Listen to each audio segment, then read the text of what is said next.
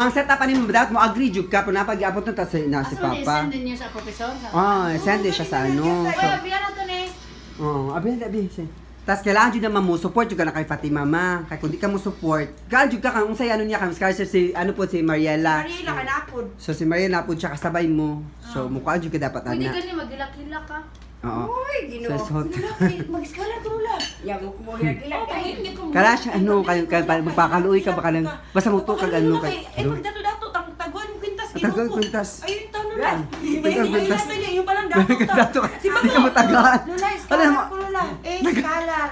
Alam, dato pagkatanaw mama, di ba ka mayata ang ano, magpa-scholarship? Magkakuna ng business daw na Kalat ba medri niya? Magkuha ha? Kalat medri ba? Alam mo naman lang, dapat kalat jud.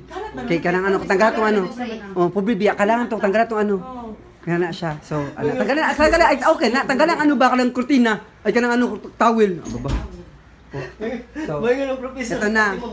Tama ng kalat. So, ang setup ni Mama ha, scholarship. So, kano na istorya si Fatima, nga ako si Fatima, ano ganyan. Wala ko ka mag-eskwela kay ano manggod, ano niya. So tungod na ato na minyo kog sayo, so tungod na gusto ta ko gusto ko mo eskwela balik. So kani siyang interview kauban ako lola para testament na nganong deserve na ako mo eskwela kasi amo ang pinagdaanan sa una sa mong family. Yan ni Fatima.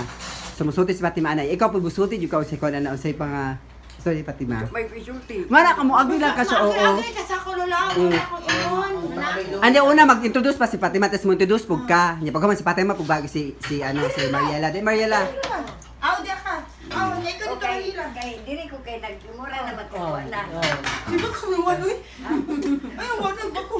Ay, di ba ka mura? Kuha na kan nagkakuha na. Nyadali ka si. Sige na. Sige na. So, ano pa makita rin yung ha, i-set up sige. Hindi ka